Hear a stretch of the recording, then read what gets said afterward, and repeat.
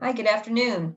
Good Cheryl afternoon. Adelstein with the Jewish Community Relations Council, and I'm pleased to welcome Howard and Vickie Denson, who have many affiliations, specifically the St. Louis Black Pages, but others. So I want to say hello and welcome. We met the Densons about a year and a half ago when we traveled to Montgomery together to visit the Equal Justice Institute.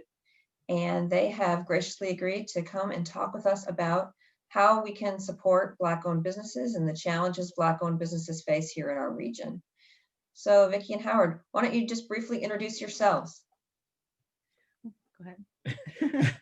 I'm Howard Denson. Most people know me as a publisher of St. Louis Black Pages, which we've done for 32 years now. I've also spent an enormous amount of my time as a self-directed one-man think tank, um, really examining race from a perspective you hardly hear of. And that is what causes African Americans to be overrepresented in so many of those negative categories like, physical, emotional abuse, that sort of thing.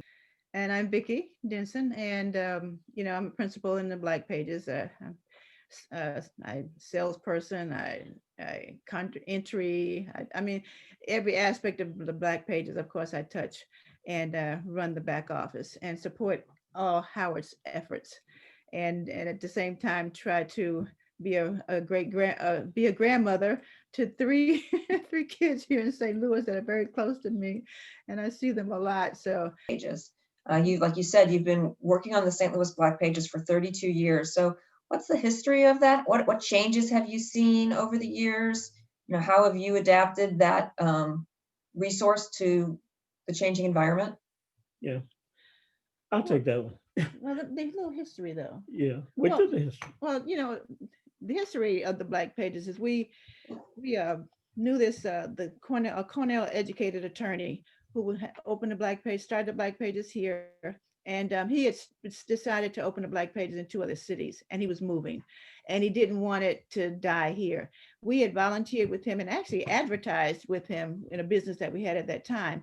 We had a vision of what the Black Pages could do, how it could evolve, and so we bought the Black Pages, made enormous changes over the years. They didn't all come at once, but it evolved into what it is today. And ups and downs, but it's something wonderful that the community loves and looks forward to every year.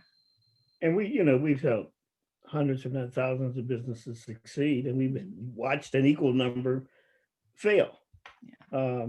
So our concept was, and remember, this is '88, and the Yellow Pages was by far the most effective business generating vehicle for small businesses. Um, But you couldn't Minority determine whether they were businesses, you couldn't determine whether they were black or a small business right, or whatever. So right. And most minority businesses couldn't afford the yeah, price right. of Yellow Pages, and frankly, did not need that large distribution. So it was also pretty difficult to identify Black businesses Mhm. if you had a positive propensity for doing business with them. Yeah. So what we decided to do was to try to create a Black Pages that you could read like a magazine. In other words, don't just use it when you're looking for something to go to one category and Mhm. be finished. We wanted them to touch every page, to read it like a magazine up front. And we felt that they were more likely to know what businesses were reaching out to their patronage, and not just Black businesses, but majority businesses that Mhm. cared enough to talk directly to the African American community, that they'd be much more likely to choose them as purchase needs arose during the year. And that worked like gangbusters. We evolved quickly to the point where we literally had a magazine separate From from the the sectionalized directory. directory, and they both got large enough that we literally became a flip publication. On one side, if you will, is the Black Pages, and it's a full color business directory. And when you flip it over, it's a magazine, and it's a full color magazine addressing issues of importance to the African American community. And I saw you have a fully online version, but then I saw you hold it up. So are you also still printing? Oh We're still yeah, oh printing yeah, gobs of copies, trust me. oh yeah. Great. Yeah, There's still a lot of people that like print. they still fly off the shelves. That's great. a couple of kind of big picture questions about the environment in St. Louis. So in your experience, what are some of the unique challenges that African Americans face in starting and maintaining businesses in St. Louis?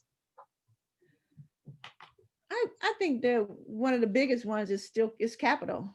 Well, capital and mentoring. You know, it's very, very difficult for a person, small business, to get a loan to begin a business and try to and have enough capital to even to maintain that business. And if they're not coming from a true entrepreneurial family who already have the knowledge and know the ins and outs and the pitfalls and all, it's if the, if they don't have a mentor, you know, it's almost like they're starting at, you know, almost failing before they even begin. You know, if you don't have that capital, of course, they're using all their savings. If they're still working, they're using their income.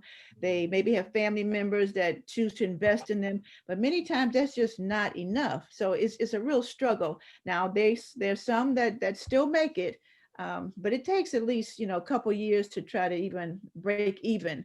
So without capital, and if they had capital, you know, from a bank, it would be a lot easier, of course, and have somebody to mentor them and walk them through, know what it takes to start and maintain a business. So, you know, to me, those are the two biggies. Yeah, and they really are both huge, but it's also really complex. Yeah. Howard, is there any kind of an organization in the African American community or in the St. Louis community that you know of that does matching of people who want to help with businesses that need help, just like the adoption program you were talking to us about? Is there that intermediary where I can say to people, you know, you're retired and you have all this experience, here's a way you can help people? Do you Right. know of a connector that does that? No. Now, obviously, a lot of that's happening in the corporate community. You know, it's pretty widely accepted today that if you really want to create diversity up the ladder, you've got to have people near the top of the ladder who protect, nurture, make sure the right opportunities are coming up at the right times. It just doesn't happen without that. And then that also insulates them from, you know, perhaps racist elements that they want to sit on them in a corporation. But boy, do we need that. We really need a match between people who have the time and energy and desire. And now that I think about it, the one place where that does happen is SCORE, Okay. which is an independent group of retired folks primarily that work very closely with SBA. So if one is interacting with SBA, they can ask to investigate who might be willing and able to mentor them from SCORE, which also makes them more likely to be able to achieve an SBA loan because they see that there's someone with expertise and ideally resources as well that's backing them. Right. So that would be the place to go, no doubt. Thanks. Our group has just read an article put out in 2020 by the Brookings Institution that was really focused on some of the challenges of Black-owned businesses. And part of that article is that they studied 112 metro areas to look at the concentration of Black businesses versus the population. And as it turned out, of the 112 metro areas, St. Louis ranked #1 in terms of the number of Black businesses compared to the Black population. So I looked at that and I thought, well, maybe we're doing something right, but there's still a big gap. How would you respond to that? I respond that it's so misleading, it should be criminal. The truth of the matter is, where you have a community where you're better educated and talented African Americans or any minority community are not finding the opportunities, particularly in the corporate world, but also in terms of really financing businesses and so forth, that they turn out to be people that I call too good to be unemployed. So, you know, how long do you look and look and look for an opportunity? And before you find some way to feel better about yourself and to try to generate some income. Mhm. It might be a multi-level marketing company. It might be things that you wouldn't necessarily think of, like a really small coaching company where you're coaching people that you're on par with. I mean, they're not just going to sit there. They're going to try to create something out of nothing. So what happens is they all have a business. I mean, they got a license, doesn't cost much, and some business cards. But believe me, St. Louis is not leading the nation in anything in terms of African American businesses other than worldwide technology. And that's the other problem. It's not that statistics lie, it's just they have to be interpreted. So we talked about interpreting the percentage of the population. The other thing is St. Louis often ends up being perceived as having the highest average minority business revenue in the country. And doesn't that sound great?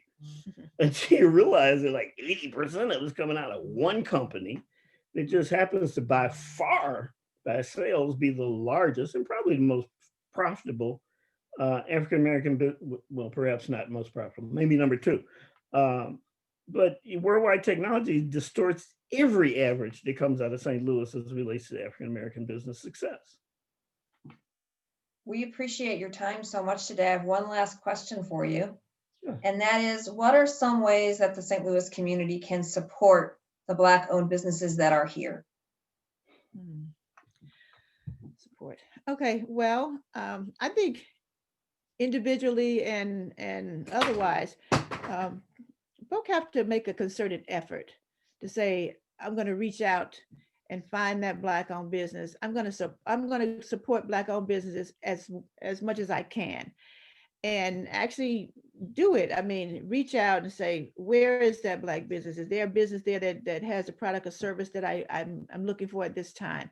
And generally, most times there is, and there are ways to find them. Of course, one is the Black pages, and if they're not in the Black pages, we have a huge database where we can help find.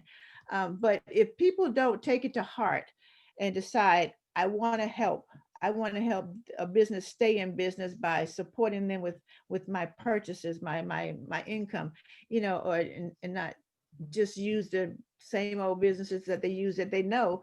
It really don't need them as much as a small Black-owned business might need them. So it's just an effort, a concerted effort that people just have to make that heartfelt have that heartfelt desire to really reach out and say, I really want to help and I'm going to do my part in helping.